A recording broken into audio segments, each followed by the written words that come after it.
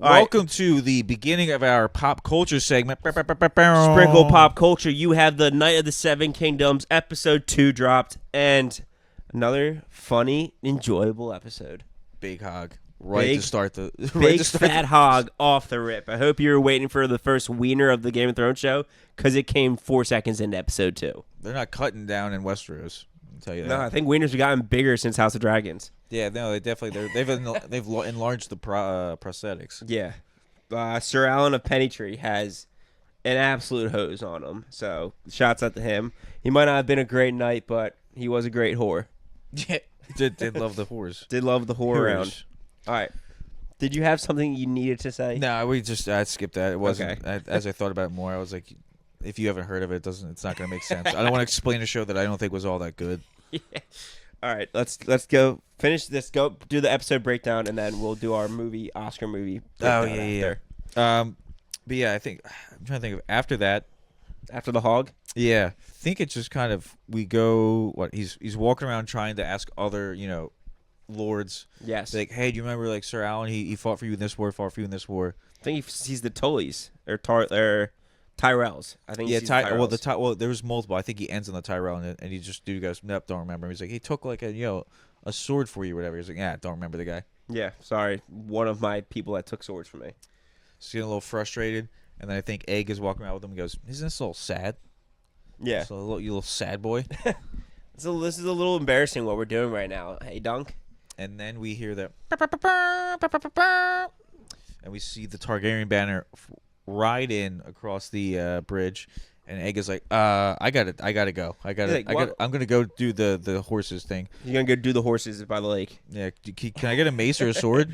Yeah. I need to defend myself. So he and immediately Dunk just goes, you got a knife, just go, leave. Yeah. Egg does not like the visual of the Targaryens. Seems he immediately tries to book it. Scared of the dragon. Scared, yeah, he's scared of that dragon banner. Probably would have been scared of Sir Alan and his dragon. Oh, I mean, I think every man, woman, and child is afraid of Sir Alan's dragon. But yeah, so he sees them, and Dunk kind of sneaks around to where they all kind of set their horses and get off their horses, and sees what we see is Prince Balon, who is the hand of the king, next heir to the throne. His brother, Prince Maekar, and I believe was it one of Maekar's sons is the young prince that's competing? Yeah, so Aerion Targaryen is Maekar's son. Which, do you recognize the actor from anything? He looks familiar. Is he in another Game of Thrones show? No, last season of True Detective, the most recent season. He's like that little young detective that goes around with Jodie Foster. Really? Yeah, okay. That's the boy. Okay, interesting. That shows that season sucked, but It's Baelor Targaryen, not Balon. I think Balon is the father. What? I think you said Balon Targaryen and Maekar. Or either that or Balon is the Baelor. It's Baelor? According to this website. Got it. Baelor. Father. All these Targaryen names, just you can't. Yeah, I was gonna say, if you're really gonna come at us in the comments if we're messing up a Targaryen name, you're gonna have a long season of watching our reactions. Yeah, I was also thinking, I was like, I can't really remember fully all the names for House of Dragon. It's been like 2 years since we saw it, but I couldn't really. You had Rhaenyra, Daemon, Aemon, Aegon. That was mainly Daemon and. Daemon is the uncle that she's married. It was mainly his name I couldn't remember. Yeah. Rhaenyra obviously is an easy one. Rhaenys is the aunt that dies with Meleys. And Viserion, I think, was the dad that died. Viserys, yeah. But anyway, Sir Dunk sees I want to call it housemaid or something, whatever the hell her title was, walk through a back entrance. He follows before her. That, we have the horse part where he goes, "Are you Baelor Targaryen? If not, who's get he the talk fuck to? out of the way." Yeah, that part was great. And then he talks to Sir. I know one's Sir Roland and then Sir Donald. They're crabbers. Yeah. He's like, "Oh, you're a tall, you're a tall guy. Like, what? Does your horse ride you into battle, Yeah. or do you ride the horse?" Yeah. What else? And then the guy's nice to him. He talks to him for a bit. And They seem like cool dudes. Yeah. Kingsguard. And they're part of the Kingsguard, right? And he says, how'd somebody that was a crabber make into the Kingsguard? He goes, same way I got into crabbing. And then Egg later on reveals, his dad owns all the crabbing in Westeros. But it's also it's like same way you got in the crabbing. Would you put something on a hook and just put it down? Like, Yeah. I mean, I think that the idea is just like, oh, you know, they hard tried work ethic. Yeah, hard work and work ethic. But like Yeah. Dunk is like, he's too stupid to know. He's just like, I was like, what? wait, I got to go outside and crab to be a Kingsguard? What? Doesn't make any sense. Which honestly, stupid comment. But he then sees a housemaid walking through like a back entrance, follows her, gets all the way up to pretty much where Prince Baelor and Prince Maekar are talking. It's kind of, I mean, there's a door to an alleyway, which I thought was a little weird. Kind of cool, but a little weird. Yeah, it's like, I expected it to be in a room, and it was just like, oh, no, the other side is outside. Yeah.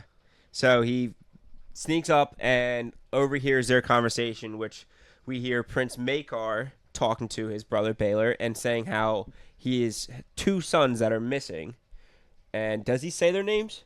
Yeah, Darren, which I might just call him Darren for the rest of the time. Darren, and Aegon. Aegon, yeah, are missing, and so we have. I mean, he also, I think he kind of mentions he does not want to be there. He's like, this is pointless. Fuck this shit. Yeah, Maekar does not care, does not want to be there whatsoever. Baelor, he's a lot cleaner cut. Yeah. Probably, I would say, more fit to rule. Yeah. Well, of the 2 brothers. Hand of the king. He's first in line. Yes. So, Maekar eventually notices Dunk eavesdropping, calls him forward. Dunk introduces himself and then discusses why, like, what he's been doing pretty much with every other lord, trying to get somebody to recognize and, like... Well, they kind of catch him peeping. Like, yeah, as I said, Maekar catches him. Yeah. And Dunk says, I served under... What's his name? Alan of Pennytree? Sir Alan of Pennytree. And Prince Baelor remembers him. Yeah, well, he remembers. This dude remembers everything. I think he said he makes a point to remember because, you know, I don't know if he mentions like if it's something good for like a king or something like that. But I think he takes pride in remembering a lot of people's names, which I think is a good aspect of a king. If, you know, if you remember like small folks' names. He cares. Yeah. And I think there was he actually jousted with Sir Alan of Pennytree, and they broke 4 jousts. 4 lances. 4 lances, what they're called. But Sir Alan said it was 9. Sir Alan told Dunk it was 9 or 7. 9. Okay, 9. And then Dunk kind of goes. He tries to correct him. He's like 9. He's like, nope, it was 4. And then he's like, yep, you were right. It was 4. You know, tails can sometimes get taller. Yeah. But I think because the guy mentions like, oh yeah, you know, he unseated this lord, and he unseated the white lion, and he like to kind of test the gray lion, and to kind of test Dunk. He's like, do you remember the gray lion's actual name? He's thinking for a little while. He goes, oh, it's Daemon Lannister, who's now Lord of Casterly Rock. Yes, it's kind of cool to hear. Sir Alan knocked off a Lannister. I think we're all happy about that. Yeah, go Alan at that point.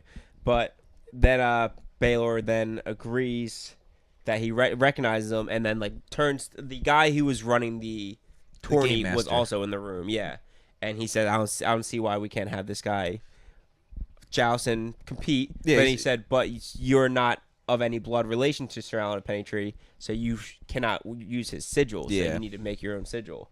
Which then Dunk agrees, thanks him up and down, and said, "We'll do." Well, they mentioned about Maker's kids, and he's like, oh, I hope they are not found dead. And it's like you could have said almost anything but that, because as soon as you said that, Maker was like, what? Did you kill him? I was like, you're only putting yourself as a suspect there, dude. Yeah, it's a weird line for sure. Just fully expecting him to slam his head in the doorway as he walked out. So I'm pretty sure it's the same room, but I'm not positive. So Dunk then leaves, and we run into his lady friend that he was oogling over last episode. Yeah, we got another play. During another play, right? Was she?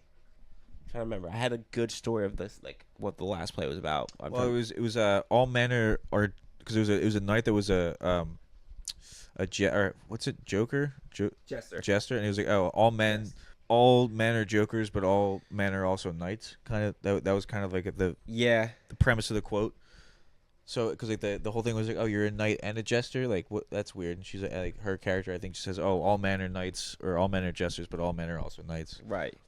And this woman's name was revealed. She is, I already lost it. I just had her in my face. I have her. Too Tall. She was called Too Tall when she was young. I don't think we get her last name. It's Tencel. Tencel Too Tall. Yes, Tencel Too Tall. And our boys Dunk or Sir Duncan the Tall. Sir Duncan the Tall, which he then also says, I don't think you're too tall. You're just right for... Then cut himself off because he's about to say you're just right for me, which is an awkward thing to say. Egg just keeps looking at him like, what are you saying? But Egg saves him and says for puppeteering. Oh yeah, I forgot about that save. There's another. He saved because and then she says she paints the puppeteers and her dad builds them, and he's like, oh, can you paint on commission? Can you paint my shield? I need a new sigil. And she goes, oh, what do you want? And he goes, he freezes for like 5 minutes. Yeah. I don't really know. And he's like, it should be the color of a sunset. And then Egg pipes in and helps out and goes, yeah, it should be a big elm tree. And he's like, oh yeah, that's good. Yeah. Sir Alan loved those. He goes, and a shooting star. Yeah. And then he used to rest under the stars every night. She agrees, and then he proceeds to try and walk out with the shield. And she goes, I'm gonna need that. He goes, oh yeah, of course. Late in the episode, I see him wearing the shield again too, and there's nothing on it. I remember seeing that. Yeah, I was pretty confused by that, which might have been a little bit of a blunder, but yeah, I think that's he's wearing like a blank shield after that. Yeah, I don't know. I don't know if she set a load of primer on it and then gave it back to him for a little bit. But that'd be I don't. That might have just been a little messed up by the film crew then. Yeah, I'll have to double check that, and we'll put it up there because I feel like I definitely saw that, and if it is, that'd be a good reveal for us. Good clip. Yeah, catch him. Caught him slacking. Big thing. So then, yeah, after that, we get the tug of war, right? Well, they're talking about before that. They're like, I think Dunk's like, did I handle that poorly? Yeah. And he's like, no, I think it was all right. There's a commonality in there, in the too tall thing. And then Dunk, or I think Egg mentions like, he's like, do you think I can be a knight? And like Duncan's like, yeah, you could be a knight. He's like, well, everyone's called me puny and too small. And then Duncan goes, oh yeah, well, everyone used to call me stupid, and then just stops talking. And Egg's like, and what? And he goes, and what? Like what? He gets all upset at him for asking a question. I thought you were trying to help me. He's like, what am I going to make you tall? Yeah. It's like, dude started out being so sincere and nice, and then just completely just spaces out. Everyone used to call me stupid. What's the Baratheon's Lionel name? Baratheon. Lionel Baratheon pulls him in because he needs help with a tug of war. Will you heed my call to war? Will you heed my call to war? He says. Which in the preview I was like, this is going to get bad, and then it's just tug of war. Just a rope pulling contest. But Egg's competing too, which I did not see coming. That was really funny. And then mid tug of war, Lionel gets out, goes to get a drink, and just casually was it getting his drink or was it? Yeah, just keeps. I'm thirsty. I'm thirsty. I'm thirsty. And then he finally comes back, and we also see Dunk just doing the whole team by himself, or pulling the whole team by himself, pretty much. Lionel did not need to go back. I think he smacked him on his ass too when he got back in. Yeah. So they end up winning, all happiness, and then is that we walk back and we get the nice conversation between Dunk and Egg. I feel like there's not much more of this episode. Yeah, I mean, we have the armor part. Oh, the armor, right. Where he's talking to the guy about what kind of armor he makes. He says, I don't make anything flashy. I make good, hard-working armor. Oh, but that might have been the part where, before that, might have been the part where he was talking to Egg and mentions how, he hopes that, someone will take him into their houses at night. And he goes, oh, maybe even the Targaryens. He goes, do you think the Targaryens have much use for a hedge knight? Yeah. And then that's when he's like, oh yeah, well, Sir Donald is a fan, his father was a crabber. He goes, yeah, his father owns half the crab feeders in Westeros. Yeah. He goes, what? How do you know that? He's like, I like fishing. Yeah. Real subtle there, Egg. That was a crazy pool of knowledge that no one would know. But he talks to the armorer about getting new armor for jousting, and the guy pretty much tells him yeah, it's worth 900. Whatever, I forgot the currency that they're using there. Stags. He's like, I got 2 stags. He goes, I got some armor. Can I trade you armor for a smaller man? And he goes, I only sell my own armor. And he kind of makes. I get it. It makes sense. But then the guy feels bad for Dunk because he walks away pouting. He's like, give me the armor. I'll melt it down for silver. I'll reuse it, whatever, and then I can sell you the rest for whatever this much. And Dunk says, I only have this. He goes, that'll last you for the day. Bring it back and. I think he was just kind of saying, he's like, get me the rest by tomorrow or whatever. Yeah. Or have your squire bring me the rest tomorrow. Right. So I think he was kind of he's like, all right, I'm going to place a bet on you, and you maybe can win one and at least get enough money to pay me back. If not, I guess he gets a fucking field worker for a little bit or something. So then we go back to Dunk and Egg, back at their little campsite they got by the lake with the horses. And Dunk, I think, is finally coming to grips with, Sir Alan might not have been that great of a knight. And he says something along the lines of, do great knights not win a single competition their entire life? Do they die in the buried in the mud, penniless by a mud road or but say no one recognized this dude's name? Was he really that great of a knight this whole time? And then but he's like, but he we weren't family, but he treated me like we were. Yes. Took me around. And then is that when we go to the jousting or the? Well, he says. So this is the quote I loved from this. He goes, "His name was Sir Alan of Pennytree, and I am his legacy. On the morrow, we will show them what his hand has wrought." In other words, no one wants to remember his name. Well, I'm his legacy because I was his sir, I guess, squire. I was his squire. I will make you remember me, and you will remember Sir Alan in just from that. Yeah, like I'm what his hands kind of forged. Yes, which another great like. This is the dialogue of Game of Thrones that you wait for. Like, yeah, the old-timey dialogue. Yeah, where like you get a bar like that to end an episode, and you're just sitting there like fuck yeah, like I can't wait for this next episode for Sir Duncan to prove all these fuckers wrong. So overall, solid episode. How would you relate it or compare it to episode 1? We didn't even talk about the lancing. The lancing. Yeah, the jousting. They go to watch the joust. The Tully's walking around going, ollie, and then just rips bites a fish's head off. Yeah. They start the jousting.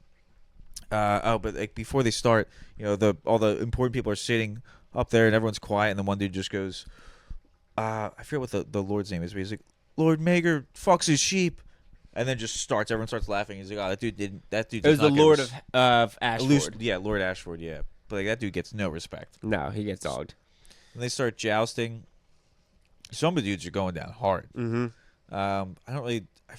One of them was a Targaryen. Mm-hmm. It wasn't one of the ones we mentioned already. It wasn't It was one that had brown hair, not blonde or like the pure white. I feel like this was Baelor's son, not the Maekar has the son with the cool helmet. This is, I think, Baelor's son. Yeah, you're probably right, and I think he's the one that has the two sons that are missing. Maekar. I don't really remember seeing a clear winner, but I mean, Egg wants to get on top of Dunk's shoulders at one point, and then I don't know if it's through the fighting if he gets nervous or what, because like he wants to get down at some point, and then he just goes right to the front. So it's like you're still visible. Right. Yeah, that was a little weird, but it does seem like the fighting kind of does make Dunk anxious. Maybe he's like I'm not used to seeing this much actual because they show a little clip of like him and Sir Alan fighting, and he's fighting with like a pickaxe or like a shovel. And Sir Alan has like a shield, so it's like I don't know how much real fighting he's seen. That was a big part that I kind of was confused about too. Is like the part I just said with the good quote did come after this, and when you're watching the scene of the jousting, you're getting Dunk looking like you said. He looks nervous. He looks like he's like, shit, can I even do this? And I was worried that the episode was gonna end with him being like, what am I even doing? Like I thought he was gonna be scared. Ooh, chills. I thought he was gonna be scared and like going into this like. Kind of like afraid, and I was like worried about him, and then getting that bar, I was like, oh, now he was like watching this, being like, I can do this. Well, he did kind of start off that speech that way. He was never a champion. How am I going to be a champion? But then I think he kind of talks himself back into it. Yeah. I think he did feel that way. I think he just kind of talks himself out of But I'm glad he came around on it because I was worried about him with like that. His face, he was terrified. It looked like. Yeah. All right. Oh, but he sold his horse. I hope he does buy that horse back. Sold the white horse. He did have to sell the white horse. Yeah, I think he sold that to try and end up paying for the armor. I hope he buys. He says he's gonna buy it back at the end. Hopefully he does. Yeah, gotta get that. Horse I think it's funny. Holly said something like, "Oh, like, do you think someone's gonna have to use that horse for jousting?" I'm like, that horse was fat. That horse was well fed. Yeah. I don't think that horse is. Jousting. I'm pretty sure everyone that's jousting probably brings their own horse in. I said that too. Because I think part of the thing is like you get someone's horse and then you have to ransom the horse back if you want it back. Right. All right. That ends our Night of the Seven Kingdoms episode 2 breakdown. Mm-hmm. Episode 3 will of course be next week, and I think the episodes are only getting shorter from here. I think so. Unfortunately, it stinks, but we'll be back next week to keep going.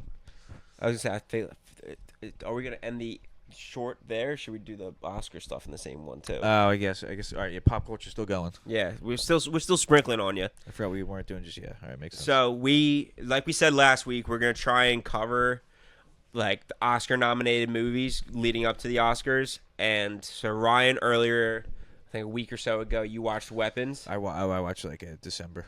December? But, yeah. Okay, well, hopefully it's still semi-fresh in your mind. No, I put a little breakdown to refresh my mind. We were discussing this a couple of days ago, what we're going to talk about. And I don't even know if I want to say this, but the one I initially put up in the air was... We're going to have to talk about it if we talk about all the Oscars. I mean, it will be discussed, you're right. Was Leo's movie, which is Battles... One Battle After Another. Got it. Leo's movie, One Battle After Another. I put up there just because I have a lot of respect for Leo. Figured this would be a good one for both of us to watch and cover. About 10, 15 minutes in, I realized that the movie's about deportation, ICE, anti-government, and stuff of that nature, which in the world's current climate right now and what's all over the news with, I think it's Minnesota. And yeah, but I think it's kind of topical. It's very topical. I just don't think it plays. Don't know if we're the people to have that conversation right now on a public platform. Not saying, like, I think the movie, it's an Oscar nominee. The movie's probably solid. It's just, this is, I think, a pretty tender subject right now to be covering. And, yeah, I'll leave it at that. But, so, with Ryan had already seen Weapons, I told him we can just pitch a movie to each other. I'll watch something that's a nominee that he hasn't seen, which I went and watched Oscar Isaac. Jacob Elordi. Jacob Elordi and Oscar Isaac's Frankenstein movie, which was very, very solid. I enjoyed it a lot. So, do you want to start with Weapons and pitch it to me? Yeah. So Weapons. Direct. I don't know who directed it, but Jordan Peele wanted to direct it. Was vying for it a lot because it's a big horror movie that I guess he was looking into, and he didn't get the bid. So it's basically 17 kids out of 18 in a classroom. They're probably like third grade, go missing. The teacher, Mrs. Gandy, is the big suspect. But the whole time, the parents are confronting her. They don't like her. They think she did it. There's one lone kid that didn't get taken, Alex. He gets looked into, what's going on at home. There's, some out. Sorry, I'm just rethinking about the last one. That continue. But it's just a good horror movie where it's kind of like investigative or like a thriller where you're also trying to find out what happens. And it's a the whole time you're wondering who's doing it, what's going wrong, where did the kids go, are they alive? And it's do we not like see the kids ever again besides that one like running out into the street? You eventually find out what happened. Right, you eventually find out. But, like, they're payoff. Missing, like, the whole movie. Missing 90% of the movie, yes. Yeah, okay. That's interesting. They're missing for 90% of the movie, if not more. And there's a great payoff at the end. And the culprit. Yeah, that creepy lady, that's the aunt. Yeah, so there's the aunt of the lone survivor, or not student. Survivor, but, like, student that didn't go missing. Gotcha.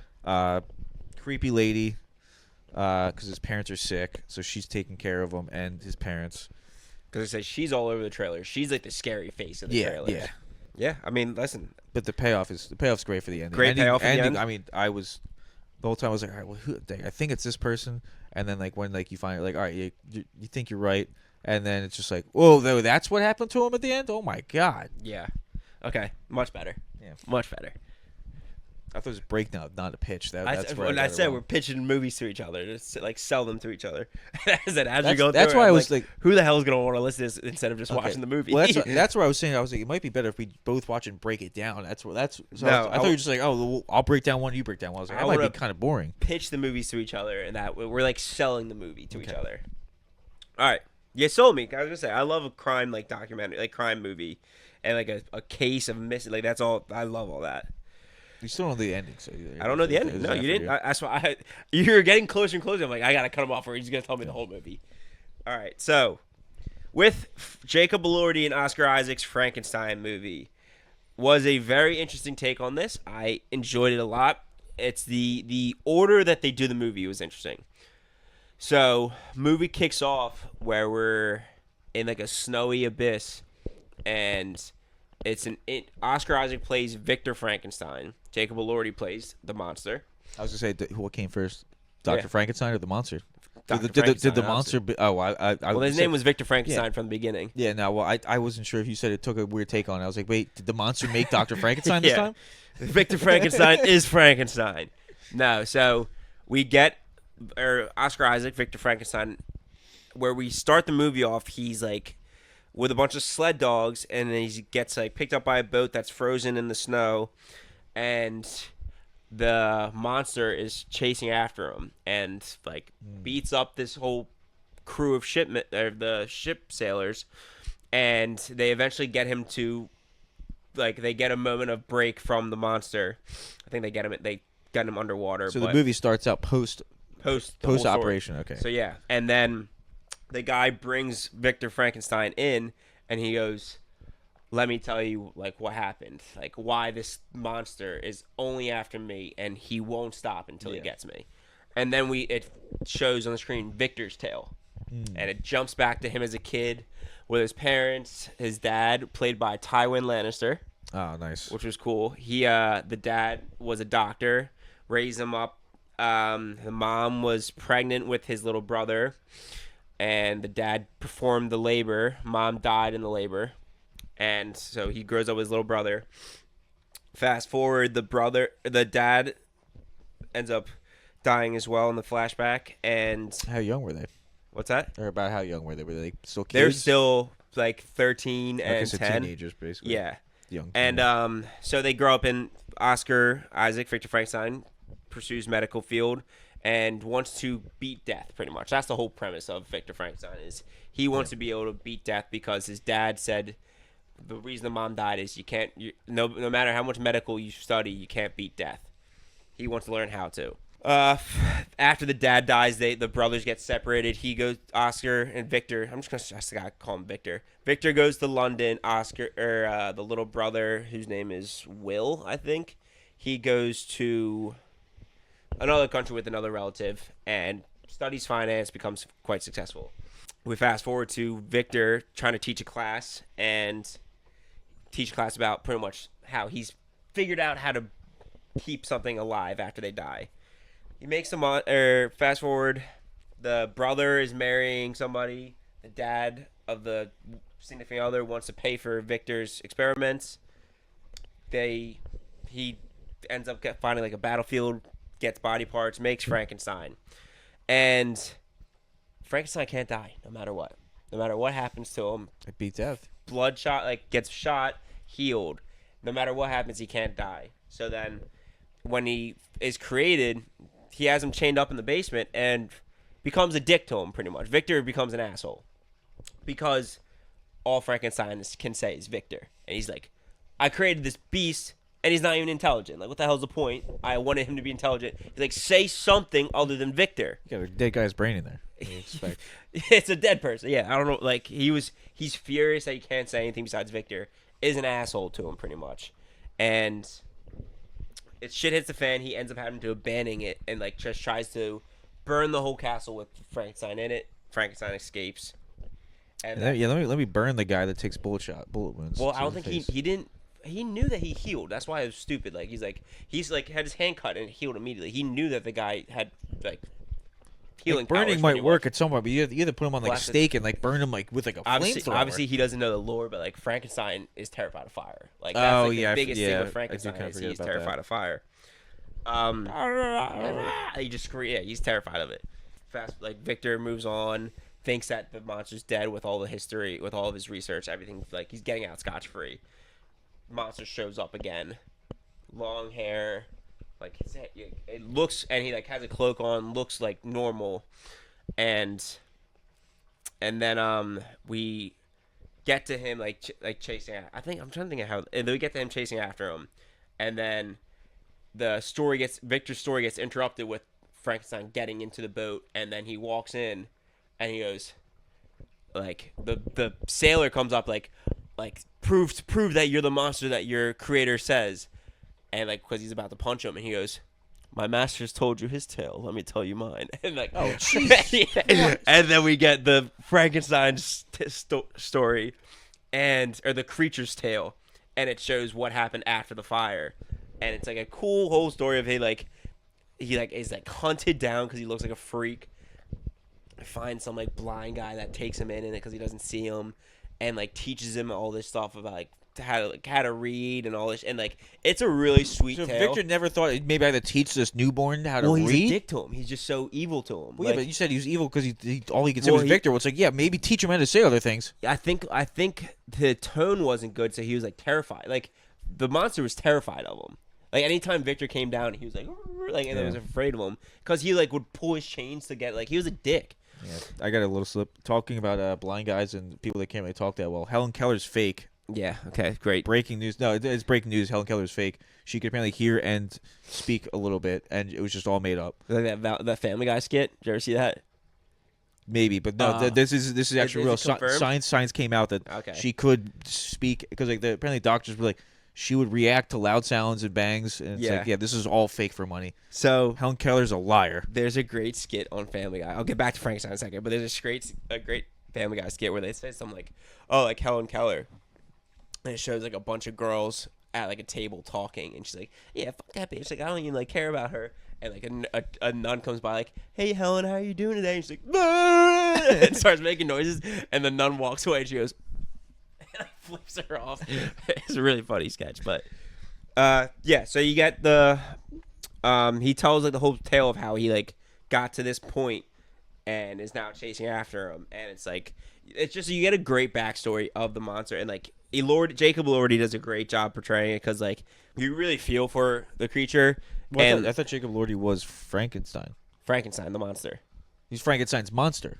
Well, it's for Dr. Frankenstein or Frankenstein. Victor Frankenstein is the doctor. Yeah, so it's Frankenstein's monster. Creates the monster that everyone calls Frankenstein. Frankenstein is the doctor. But so which one's Jacob Elordi, the doctor or the monster? He's the creature. Okay, I thought he was the doctor this whole time. No, he's the creature. Okay. Oscar Isaac is Victor Frankenstein. Okay. Remember I kept calling him Victor Oscar? Yeah, I thought you were calling his the brother Oscar. That's what I was confused about. No, okay. But yeah, Victor Frankenstein played by Oscar Isaac. Jacob Elordi plays the creature. The monster, yeah. And yeah, I like never considered like the creature to have like a brain and like have like a he like talks like fluently, like good has like a good vocabulary, and like it's a cool version of it, and like it makes sense why like it's just he only is after Isaac, Victor Frankenstein. Like he doesn't really need to harm anybody. He doesn't want to harm anybody. It's literally just he wants Victor Frankenstein because he's cursed to not die. Pretty much is the story. Yeah, I guess. Yeah, because I was gonna say you could just like now that you're better, you could just leave him alone and just say screw it, he's gone from my life, I'm gone from his. But this like kind of the never dying thing, like. As much as being immortal sounds kind of cool, that would kind of suck. He wants him to make somebody like him. Like, that makes sense. Yeah. Give me a companion in this life. Yeah, because otherwise you're losing all your friends, your close ones, loved ones, all that stuff. Yeah, as I said, I enjoyed it a lot. Holly was raving about how good. I think Elordi's the main one that's up for an Oscar in the movie. Yeah, I think which also might have been why I thought he was Dr. Frankenstein. Yeah, I don't know if Oscar got a nominee. Like. I didn't like him in it because he's such a dick, but it was a really good movie. There's a whole tale to brother's wife, Oscar Victor falls in love with, and the creature falls in love with. Like everybody's in love with the wife. I might have remembered now that Elordi was Frankenstein's monster. Cause I think I remember seeing people being like, "Yo, how is someone this pretty? How did they make him Frankenstein's monster? That makes no sense." There are moments where he looks like shit, but there are moments where you're like, "That's a pretty good looking Frankenstein monster." But yeah, I enjoyed it a lot. Holly enjoyed it a lot. It's I think it's a 2 hour and 40-minute runtime. I'm not sure what Weapons is. But I would recommend it. It's kind of have to have an open mind on it because, like I said, when you see the monster start talking so fluently and like so elegantly, it is a little. I don't even know the right word for it. It's a little weird, but I enjoyed the movie a lot. Cool action scenes, cool story. Weapons is also 2 hours. 2 hours and 9 minutes. 9 minutes. I got 2 hour 40 minute, but yeah. So that is the two movies we're gonna talk about this week. I jokingly looked at the list of movies that HBO Max had to offer, and it was like the Battles one with Leo, Frankenstein, Weapons. HBO has no. It was Weapons, but 1, 2, and 3. Weapons was 3. Battles was 2. An idea we might have for next week is the movie that we both break down is we've talked about it more than enough how much we hate The Rock. The Rock is up for an Oscar with I think it's called The Hitting Machine. Yeah, no, I think that's right. I feel like I've heard terrible things about this movie. Maybe it's just because my feed is just negative The Rock. I was gonna say, Rod, that could only be good for the pod if we both hate this movie.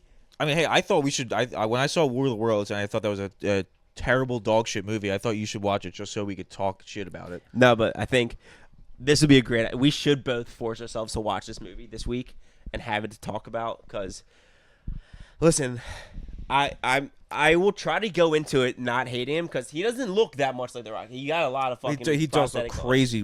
Different. So I could maybe convince myself that it's not The Rock until I see that he's acting just like The Rock, and I really don't. I think this is one of his first roles where I guess Fast and Furious movies aren't like comedic things. He tries to have a serious role, but I feel like this is the first one where he's like, I'm not a big. Well, I guess no, he's playing like a wrestler, so he's playing a big dude that just hits stuff. He's playing a big.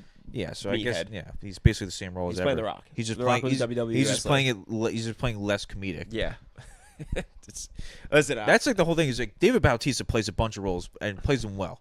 The Rock plays one role and plays it poorly. Yeah. Listen, I'm excited for us to both watch it, and if we both hate it, it's just gonna be great podcasting. Yeah. So, do you have a rating for Frankenstein?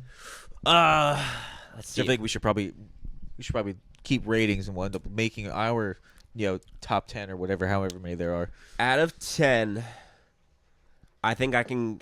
I'm trying to think what IMDb ranks up. I would say Frankenstein deserves a clean 8. Okay, I was gonna say. Weapons I thought was really good. I think might go like 8.3. 8.3. If you really like, I was thinking about 7, but you said not like 8, and I was like, all right, maybe I can't go 9. So my thing is like, sometimes I get a little too. I don't think 5 is a good movie. No. Right. So I think 7 is a movie I like. 5 would be a movie that I honestly I feel like I dislike. Okay, maybe I'd go 8.8 then for the Weapons. Weapons was great. I was gonna say you loved Weapons. I would put it in the high 8. Think about it, you have all of 9 to 10 too. If you thought Weapons was great, the ending was amazing. Ending is my favorite part. Well, that's the hardest thing to pull off. I think Frankenstein was a solid movie. I enjoyed watching it. I would recommend it, but for example, if somebody asked me about it, I would say I think it's a good movie. If I go to a dinner party, I'm not gonna be like, you guys gotta watch that's fair. Yeah, I think Weapons for me, I was like, you would recommend it out of context. Yeah, I think that was like a thing kind of right after I watched it around. I think it was around one of the holidays I saw. It might have been Christmas. And I was like, oh, you guys gotta watch this. Yeah. So yeah, all right. So I'm giving Frankenstein a clean 8. Where I said Weapons is what? 8.8. 8.8. All right. That concludes our sprinkle of pop culture segment. Hope you guys enjoyed it. Yeah. So next week we will be doing Super Bowl and Winter Olympics preview. Yes, but this is the sprinkle conversation. Oh yeah. Well, next week we'll be doing Knights of Seven Kingdom episode 3, and we will both be watching The Hitting Machine, famously our favorite actor Dwayne "The Rock" Johnson playing The Hitting Machine. I don't know the name of the guy, but I knew it at some point. I don't remember it now. Yeah. So yeah, we'll see you next week with our sprinkle of pop culture. Yeah, watch The Hitting Machine with us, and then we can all tank the ratings. Yeah, watch Hitting Machine this week. Maybe we can sway the voters. All right. And that wraps up our podcast this week. Like we said, next week we'll have a bigger breakdown of the Super Bowl. We will probably build some bets for you guys, and we will look into Winter Olympics as well this week for the upcoming Winter Olympics. Obviously, start this Friday, you said? No, next Friday. Next Friday, 6th. Perfect. Okay. February 6th. And next Thursday, like I said, is the NBA trade deadline. So if we're doing the pod next Wednesday, we're more than likely be a trade or two done by then. Yeah. I got to imagine between now and then there will be a trade or two done. So we have things to talk about. Grant, we've already had Trae Young traded this year, but I think there'd be maybe bigger. Now he's not a big name, but more meaningful moves in terms of teams that actually care. Yeah. Thank you guys for watching, and we will see you next week. Peace out.